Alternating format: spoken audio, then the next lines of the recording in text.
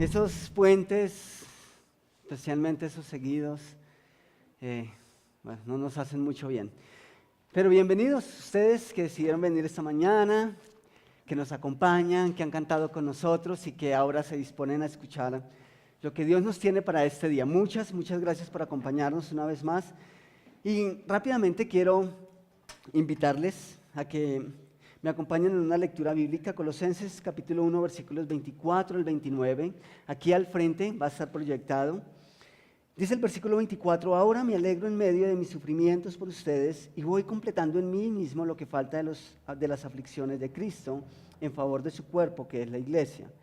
De esta llegué a ser servidor según el plan de Dios que me encomendó para ustedes, el dar cumplimiento a la palabra de Dios, anunciando el misterio que se ha mantenido oculto por siglos y generaciones, pero que ahora se ha manifestado a los santos.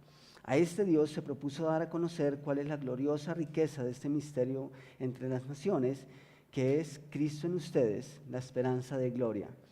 A este Cristo proclamamos, aconsejando y enseñando con toda sabiduría a todos los seres humanos, para presentarnos a todos perfectos en Él. Con este fin trabajo y lucho fortalecido por el poder de Cristo que obra en mí. Padre, yo quiero colocar en tus manos este momento. En primer lugar, Señor, quiero rogarte que hables a nuestras vidas. Espíritu Santo, que abras nuestra mente, nuestro corazón y que seamos unos buenos receptores de tu palabra esta mañana. Pero más allá, que podamos salir de esta semana, de este lugar y esta semana nosotros podamos meditar en tus palabras, podamos meditar en aquello que debemos hacer para completar tu obra. No es que esté incompleta, no es que ya la hayas dejado a media, sino en cuanto a lo que concierne a nosotros, en cuanto a tu plan para con la iglesia y para con el mundo. Así que yo te ruego, Señor, que esta mañana nosotros podamos escucharte y que podamos meditar en una manera profunda en tu palabra, sabiendo que hay ajustes, sabiendo que hay cosas que tú demandas de nosotros. Así que te ruego porque no solo podamos escucharlas, sino que podamos vivirlas y hacerlas realidad en nuestra vida, Señor. Y gracias por cada persona que has traído. Te ruego que aligeres los pasos de los que están en camino, Señor. En el nombre de tu Hijo, amén. Muchas gracias. Si ustedes han perdido alguna de las charlas de la serie Nuevo o el Nuevo Tú, pueden verlas en la página www.convivanorte.com. Ahí no solamente van a encontrar las charlas de esta serie, sino todas las series pasadas, noticias y todo lo que tiene que ver con Conviva Norte. Aparte de eso, van a poder compartir los enlaces. Algunos de ustedes lo hacen, comparten los enlaces con personas o temas que creen que le van a servir a otras personas. ¿Listo? Y si es tu primera vez, creo que no veo personas nuevas esta mañana, entonces bienvenidos una vez más. Bienvenida, Cata, qué rico que estés de regreso. Bienvenida, Aleja, chévere que hayan ido, que hayan vivido esa experiencia y que ahora estén aquí para contarla, ¿sí? Ya llegará el momento en que queremos escuchar un poquitico de todo lo que hizo Dios en ese tiempo, ¿ok? Me alegra mucho que estén de regreso. Vamos a mirar, por favor, quiero que le presten atención al siguiente video, por favor.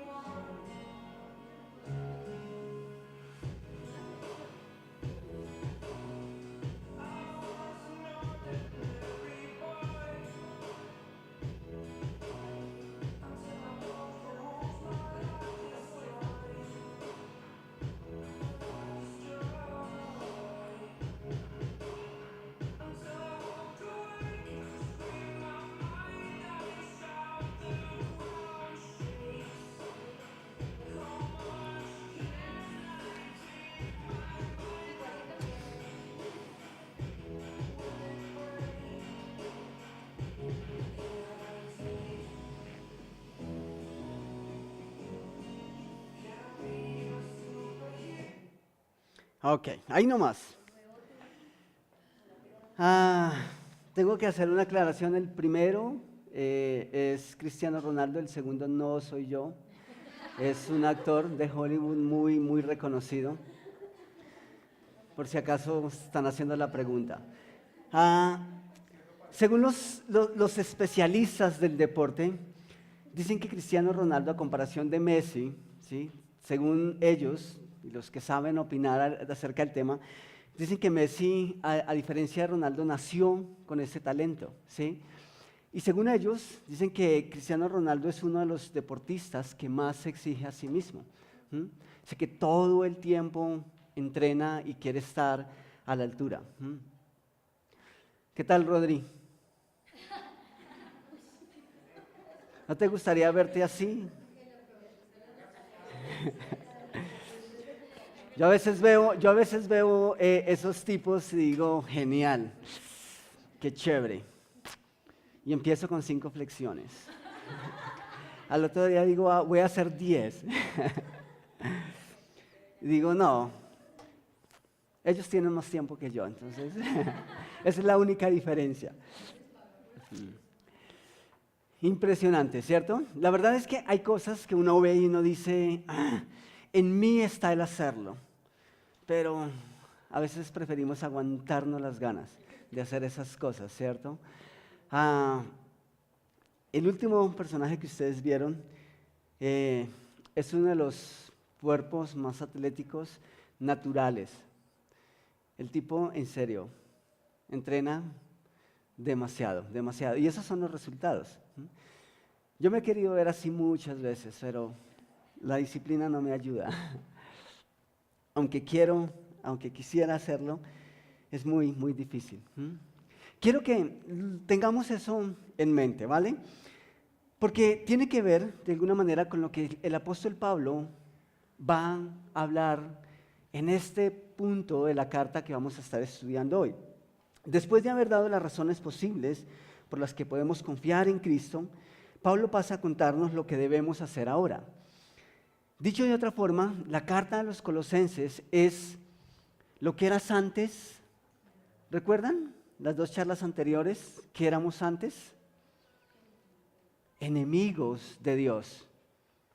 Pablo empieza escribiendo en su carta que antes éramos enemigos de Dios.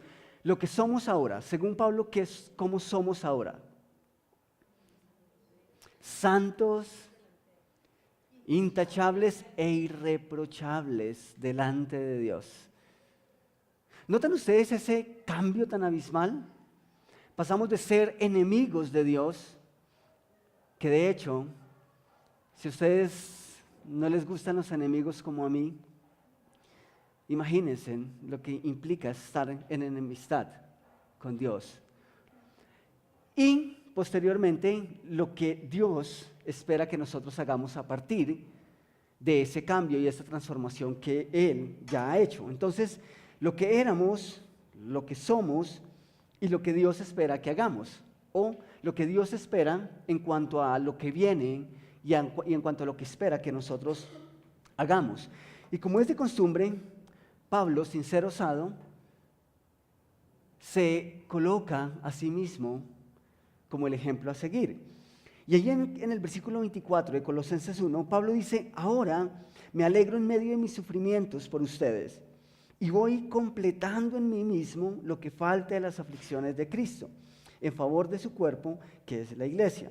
De esta llegué a ser servidor según el plan de Dios que me encomendó para ustedes, el dar cumplimiento a la palabra de Dios. Hay un término clave ahí y es completar, es completando. Entonces, lo primero que Pablo menciona es su alegría, ¿cierto? Pero esa alegría está acompañada de otro sentimiento. ¿Cuál es ese sentimiento? Sufrimiento. ¿Ustedes saben qué es eso? Sentir alegría, sentir gozo en medio del sufrimiento. ¿Lo han experimentado alguna vez? ¿O han logrado ver gente que uno simplemente puede decir, creo que esa persona tiene todas las razones para estar amargada, para ser un amargado. Y sin embargo, se ve tan radiante. Lo que Pablo estaba diciendo es que si bien estaba completando la obra que Dios le había encomendado, que era lo que le hacía sufrir, sentía gozo. Ahora, ¿por qué es originado ese gozo? Por los resultados, ¿cierto? Y vamos a mirar un poquitico respecto a eso. Pero quiero que pensemos en nuestras rutinas. Empecé taekwondo en el 2016, más o menos en septiembre. Y empecé con toda la fuerza. Y los primeros días, los que han tenido la oportunidad de llevar una vida sedentaria y de repente meterse en el gimnasio o empezar una rutina deportiva, pueden contar que eso duele, ¿cierto? Porque el cuerpo no está acostumbrado. Los primeros días duele demasiado. Yo recuerdo la primera vez que troté, literalmente al otro día casi no podía mover las piernas, porque de hecho me excedí un poco.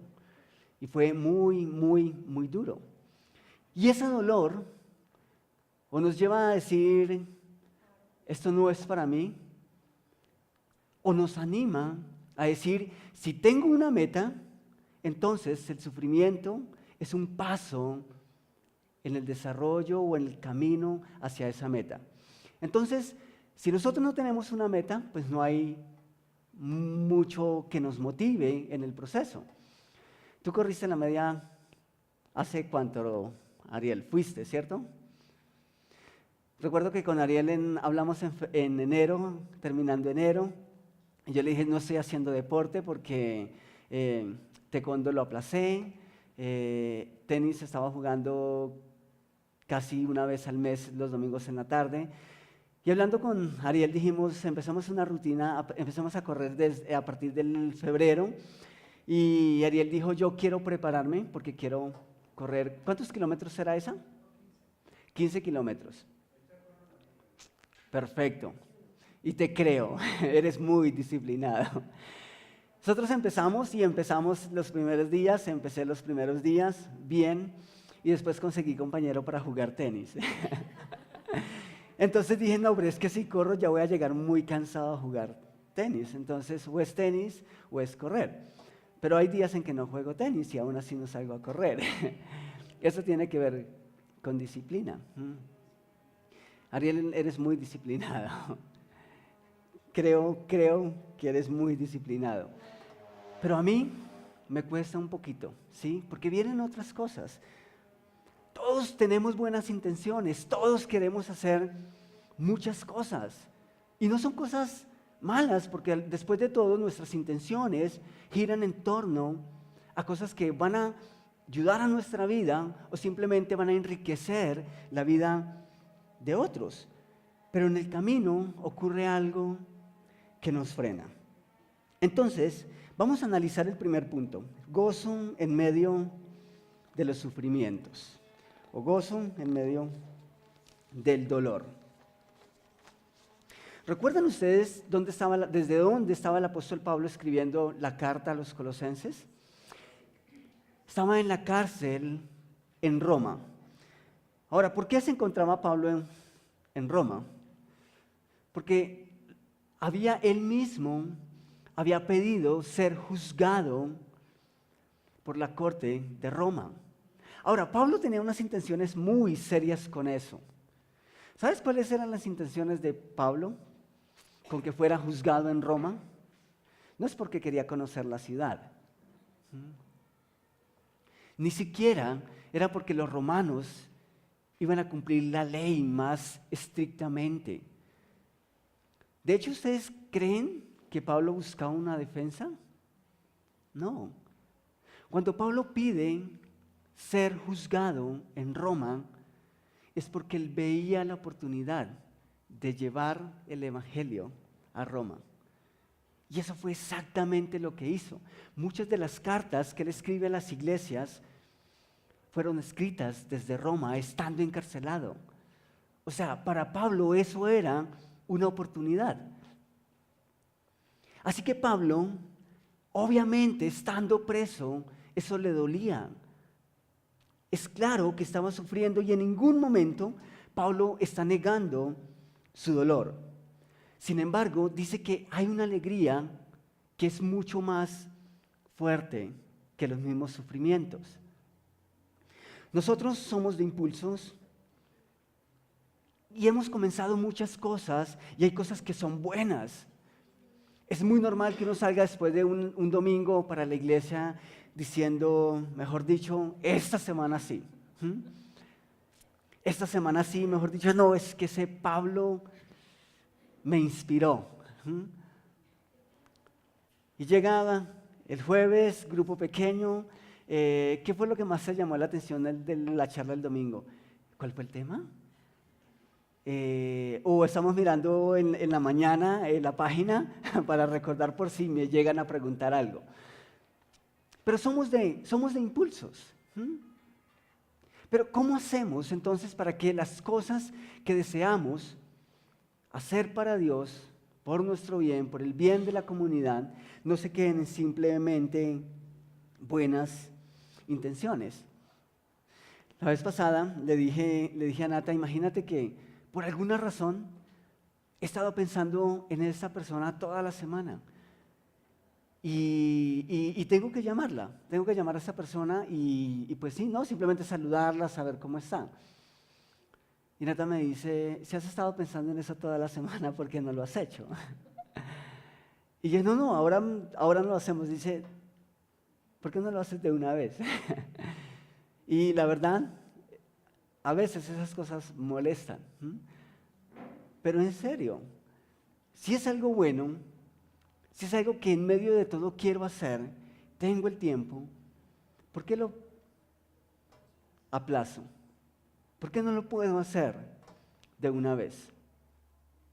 Algunos le llaman a eso el arte de procrastinar, el arte de aplazar, aplazar y aplazar las cosas. Y las intenciones y el deseo está ahí. Muchas veces, y esta semana, pensaba en todo lo que vivió el apóstol Pablo.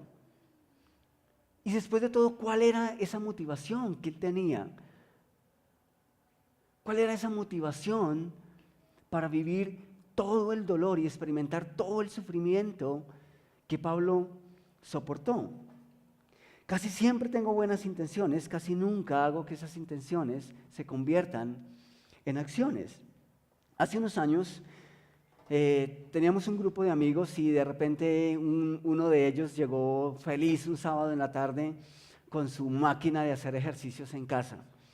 Y nosotros nos miramos con uno de los con otros amigos y dijimos, compró perchero.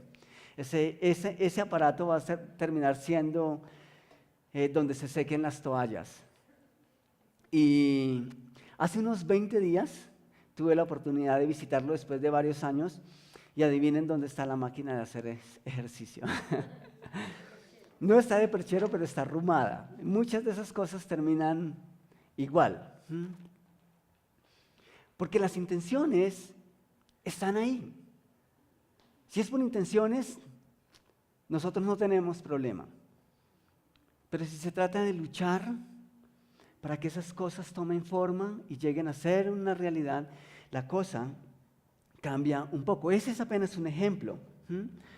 Pero necesitamos una motivación, necesitamos algo que trascienda.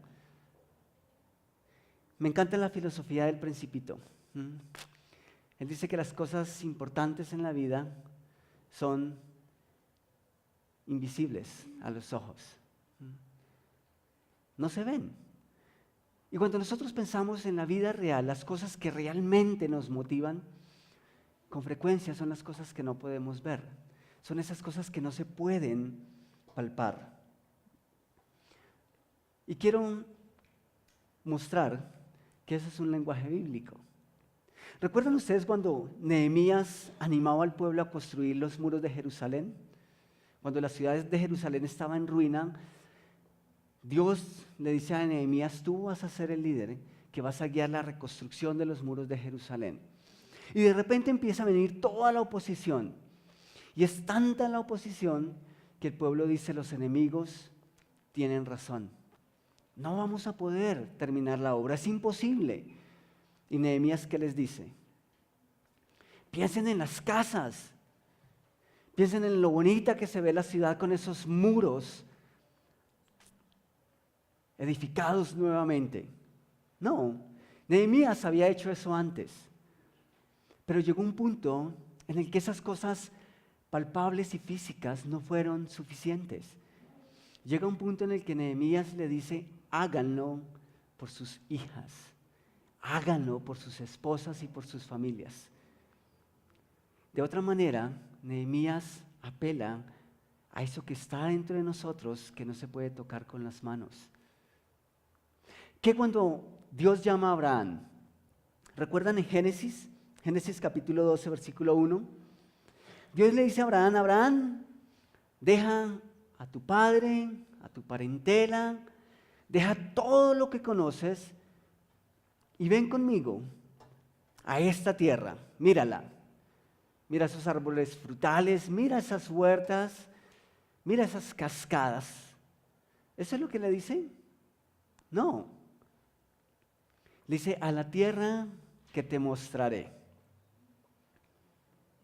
¿No hubiera sido más fácil para Abraham, incluso para Dios, si le permite ver el plano completo? Nosotros actuamos de esa manera.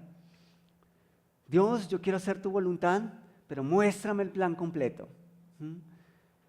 Si me dices a dónde tengo que ir, perfecto.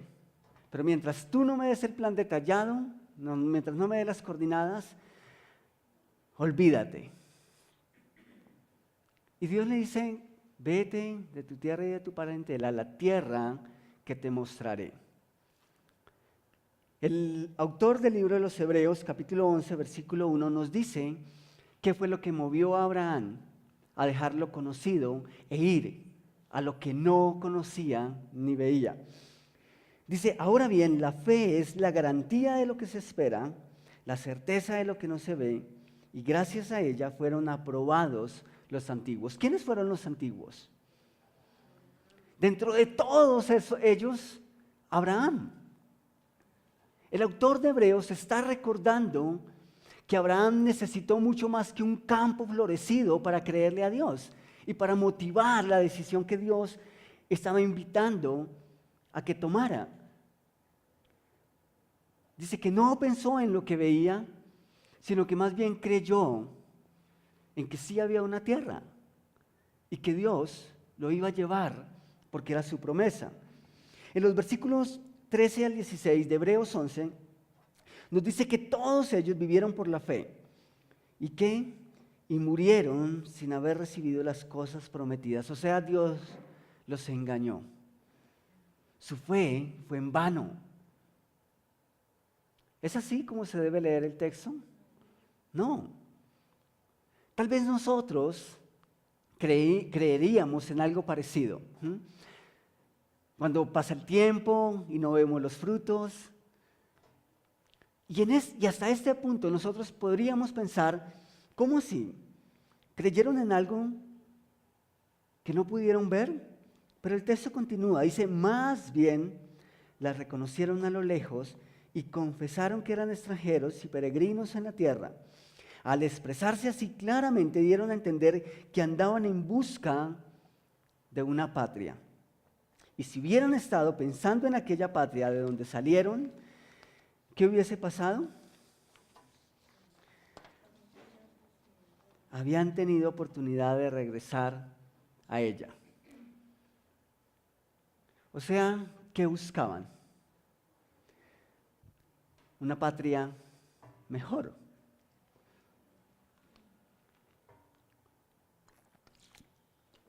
Dice, antes bien, anhelaban una patria mejor, es decir, la celestial. ¿Y qué hace Dios? Dice que Dios no se avergonzó de ser llamado su Dios.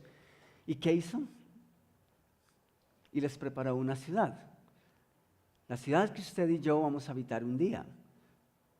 Pero ¿notan en dónde estaban los ojos puestos de esas personas que menciona el autor de Hebreos? ¿En dónde estaba la fe de Abraham? ¿En dónde estaba la fe de Noé? ¿En dónde estaba la fe de Moisés? ¿Por qué hicieron lo que hicieron? Porque había unas suficientes razones en la tierra. Habían algunas, pero no eran las suficientes. Porque necesitamos algo a lo cual aferrarnos que trascienda. El autor de Hebreos, un poco más adelante, el apóstol Pablo en Colosenses capítulo 1, versículo 5, que es la carta que estamos estudiando, menciona todo lo que acabé de decir de la siguiente manera. Dice, a causa de la esperanza reservada ¿en dónde? Para ustedes en el cielo. De esa esperanza ya han sabido por la palabra de verdad que es el Evangelio. Ahora las palabras de Pablo tienen sentido. ¿Cómo es posible experimentar el gozo en medio del sufrimiento? ¿Cuál es tu meta? ¿Dónde está tu esperanza real? Si tu esperanza está puesta en la tierra, no va a ser suficiente. Pero si tienes tus ojos puestos y si tu motivación es algo que trasciende lo terrenal, entonces vas a encontrar un ánimo para caminar y para cumplir las metas día a día. Pablo no está negando nada, no es una negación. Pablo no está negando su sufrimiento. ¿Conocen ustedes personas que para hacer a un lado el dolor y el sufrimiento se meten en la cabeza de que todo está bien? Entonces, si pensamos positivo, todo va a estar bien. No, Pablo en ningún momento está negando su sufrimiento. Así que no es una negación del dolor. Tampoco es un sofisma. Es decir, Pablo no siente que esté engañado. Pablo en ningún momento está negando o está engañado, creyendo una cosa y viviendo otra. Tampoco es autoconmiseración. Pablo en ningún momento menciona su sufrimiento para despertar lástima. Cuando Jesús dijo, cuando vayan a ayunar, háganlo, y cuando luego salgan, lávense la cara, para que nadie sepa que estuvieron ayunando. Así Pablo aquí no está mencionando eso porque sienta dolor o porque simplemente quiera llamar la atención. Si ese fuera el punto, no mencionaría su alegría. Pero lo que Pablo está diciendo es que siente alegría en medio de sufrimiento. Así que la respuesta es clara, tan clara como nuestra esperanza venidera. Después de enterarnos del estado de ánimo de Pablo, continúa explicando en el versículo 25. Dice que va completando en él mismo lo que falta en las aflicciones de Cristo, en favor del cuerpo que es la iglesia, de la cual llegó a ser servidor según el plan que Dios le encomendó para nosotros, el dar cumplimiento a la palabra de Dios. Pablo se gozaba porque el Evangelio estaba dando fruto. Y el Evangelio, donde quiera que llegue, debe dar fruto. ¿Saben qué me encanta del Evangelio? He escuchado a una mamá preguntar después de día cero, ¿qué le hicieron o qué le dieron a mi hijo? Que llegó a la casa y me saludó de beso. Ese es el Evangelio. Es una pareja, después de haber conocido el amor verdadero, decidir darse una oportunidad del uno al otro. Eso es el Evangelio. Es una joven peleando con Dios por la ausencia de su padre. Después dar gracias a Dios, porque en Dios ha encontrado el verdadero amor de un padre. Eso es el Evangelio. Es un joven peleado con Dios, porque su padre nunca estuvo ahí. Pero es ese mismo joven buscando a su padre y diciéndole, sé que nunca has estado ahí, pero te perdono. Eso es el Evangelio.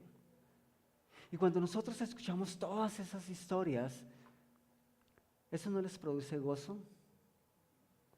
¿Vale la pena? Sí, vale la pena. Y Pablo estaba viendo completamente todo lo que nosotros vemos cuando nosotros enseñamos el Evangelio, cuando la gente comienza a vivir el Evangelio. Tenemos una excelente herramienta para experimentar el gozo. Llevemos el Evangelio a más personas. Porque si el Evangelio llega a más personas van a contar sus historias. Historias que van a llenar de gozo nuestro corazón. En el versículo 25, Pablo nos dice que según el plan de Dios, Él llegó a ser servidor de la iglesia. Entonces, ¿qué espera Dios que hagamos ahora? Que nos pongamos a su servicio, al servicio de la iglesia. ¿Y saben una cosa? No es cualquier tipo de servicio. El servicio que Pablo presentó fue un servicio sacrificado, fue un servicio sacrificial. Pablo entendió que mientras estuviera al servicio de los demás, completaría las aflicciones que harían bien a la iglesia. Y eso duele. Ayer tuvimos una discusión en la zona con los chicos acerca de esto.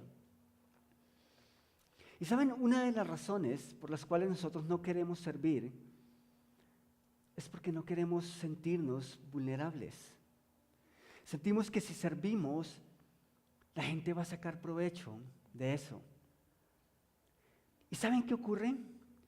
Nos perdemos exactamente el gozo que Pablo estaba experimentando.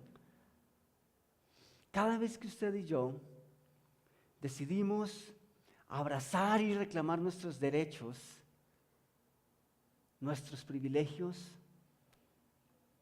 nos estamos negando la oportunidad de completar el gozo y la alegría de la cual Pablo nos está hablando. Es muy difícil, pero hay algo que Pablo nos está ayudando a entender, y es que servicio y sufrimiento van de la mano, son inseparables. Nosotros no podemos servir y pretender que todo el tiempo nos van a aplaudir. Recuerdo una historia que contó Alejandro Torres en un predía cero. Él contó la historia de un perrito que fue el perro de toda la cuadra donde él se crió. Y un día un carro atropelló ese perro y el perro quedó herido. Y Alejo dice que cuando alguien fue a socorrer, creo que fue un familiar de él, un amigo, cuando fue a socorrer el perro, cuando fue a tomarlo con sus manos para levantarlo, ¿cuál fue la reacción del animal? Lo mordió, y lo mordió feo. ¡Qué perro tan torpe! Pero si es que lo iban a ayudar, lo iban a curar. ¿El perro es torpe? No, es una reacción natural. Y saben, eso aplica completamente para nosotros, como hijos de Dios, como la iglesia de Dios. Hay un mundo que está herido, hay un mundo que sufre las consecuencias del pecado. Y aun cuando nosotros nos acercamos a ellos, están heridos. ¿Cuál va a ser su reacción? Es exactamente la misma por cuanto ellos reaccionan de acuerdo a la naturaleza que viven. Nosotros tenemos la otra parte de la historia. Y eso es justo lo que logró hacer el apóstol Pablo. Y fue la única manera para que fuera posible experimentar alegría y gozo en medio del sufrimiento. El amor de un padre es exactamente lo que nosotros debiéramos, o como la forma en que nosotros debiéramos comportarnos delante del mundo. Es lo que Dios hizo con nosotros. Es lo que Dios espera que nosotros hagamos con otros. Este amor no solamente aplica para la iglesia y para los hermanos en la iglesia. Debe ser un amor que aplica para todo el mundo. En Colosenses capítulo 2, versículos 1 al 5, Pablo dice: quiero que sepan que gran lucha sostengo por el bien de ustedes y de los que están en la Odisea y de tantos que no me conocen personalmente. Quiero que lo sepan para que ¿qué? Para que cobren ánimo. ¿Cuál era la intención de Pablo al escribir esa carta? Sepan que yo me alegro con cada cosa que ustedes hacen. Y sepan que mi sufrimiento, mientras ustedes estén creciendo, mientras ustedes estén evolucionando en su vida espiritual, mi sufrimiento y mi lucha vale la pena. Para que cobren ánimo y permanezcan unidos por amor y tengan toda la riqueza que proviene de la convicción y el entendimiento. Así conocerán el misterio de Dios, es decir, a Cristo, en quien están escondidos todos los tesoros de la sabiduría y del conocimiento. El Evangelio es una persona tan enamorada, como cantamos en la última canción, de Dios, que simplemente dice, ¿por qué me he perdido de esto toda la vida? ¿Saben? Siempre digo, una de las cosas que más amo en el día cero de adultos es pensar en la primera persona que se pone de pie. Y es verla ponerse en pie y venir. Creo que nunca se me va a olvidar el rostro de ese señor que por primera vez tuve la oportunidad de verlo. Un señor de unos 60 años. Y uno dice, esta persona fácilmente podría haber dicho, lo sé todo, tengo toda la experiencia, he vivido toda la vida, ¿qué hay de nuevo? Pero esa persona se pone en pie, dicen, yo me he estado perdiendo de algo, de lo más importante toda mi vida. Quiero que alguien me enseñe, quiero que alguien me muestre. Y Pablo dice que esas son riquezas del entendimiento.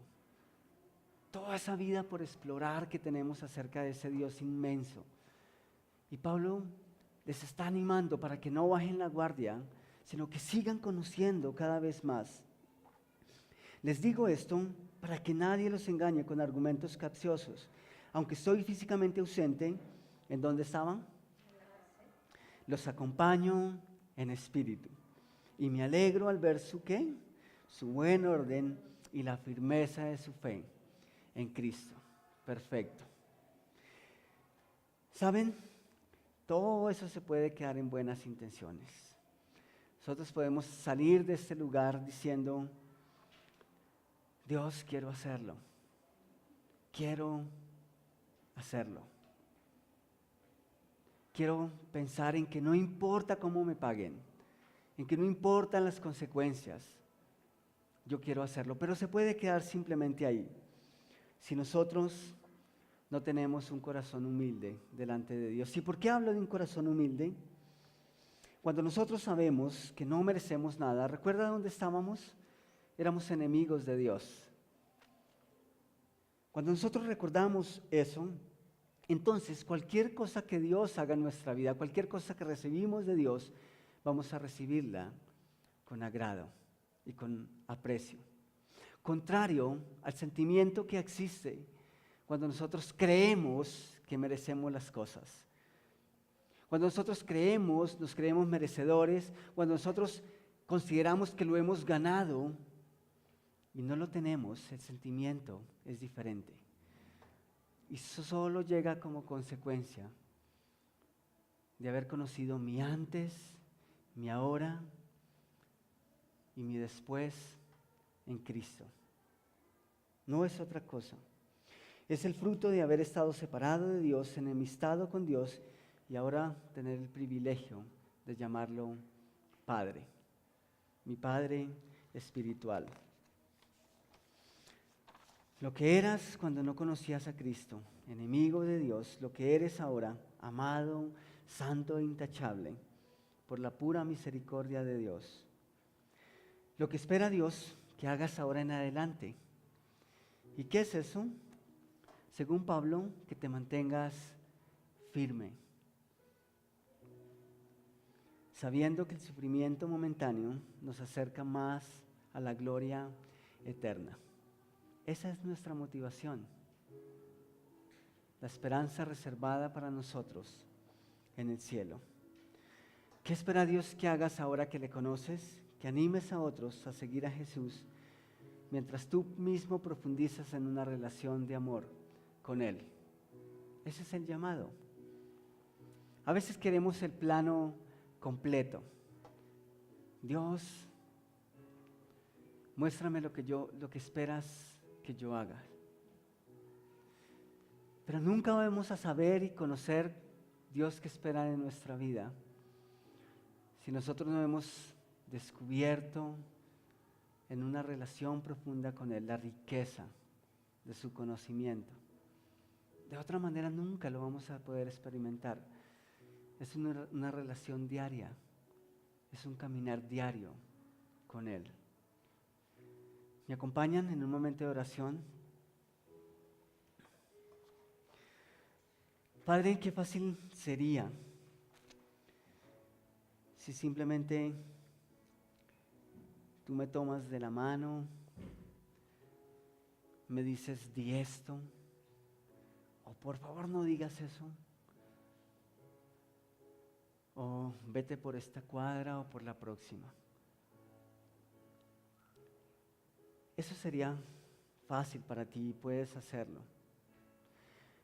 Pero en cambio, tú me das una perspectiva eterna, algo que trasciende lo terrenal, lo pasajero. Y me pides que camine un día a la vez, que dé un paso a la vez contigo, de tu mano, hacia lo desconocido, por mí, pero que tú conoces bien. A eso se le llama fe. Es difícil. Yo te ruego esta mañana que nosotros podamos dar el paso que logró dar el apóstol Pablo, de colocar su mirada en lo eterno y a través de esa perspectiva soportar el dolor, el sufrimiento, que aunque es difícil, es pasajero. Que tú nos ayudes, Padre, a experimentar ese gozo a través de nuestra vida cotidiana, a través de nuestras experiencias diarias, donde sea que tú nos coloques. Y que nosotros, Señor, confiados en ti, con nuestra mirada puesta en ti, paguemos el precio de ese gozo. En lo más profundo de nuestro corazón, cada uno de nosotros anhela completar tu obra aquí en la tierra, completar las aflicciones para con la iglesia. Cada uno de nosotros lo anhela, pero no queremos pagar el precio, porque nos duele, y es natural que nos duela. Pero cuando decidimos que nos duele, es cuando viene la alegría. Y nosotros no queremos perdernos ese gozo. Yo no me lo quiero perder. Y te ruego, Señor, que como Pablo te oró, y oró por sus hermanos colosenses, yo te oro, Señor, que cada uno de nosotros pueda ver cómo tú sigues completando esa obra en nosotros, en la medida en que nosotros completamos la obra que nos encomendaste en otros. Yo te ruego, Padre, que nosotros podamos seguir creciendo en ti. Te ruego por Conviva Norte, porque nos sigas bendiciendo, porque cada vez seamos una iglesia que se parece a ti. Te ruego por mis hermanos que hoy no nos acompañan, te ruego que ellos puedan seguir experimentando la riqueza que hay en ti, la riqueza de tu entendimiento, la riqueza de tu conocimiento, y que no se conformen como están ahora, viéndose en cómo se ven ahora, sino que quieran ir mucho más allá, Señor. En el nombre de tu Hijo, amén.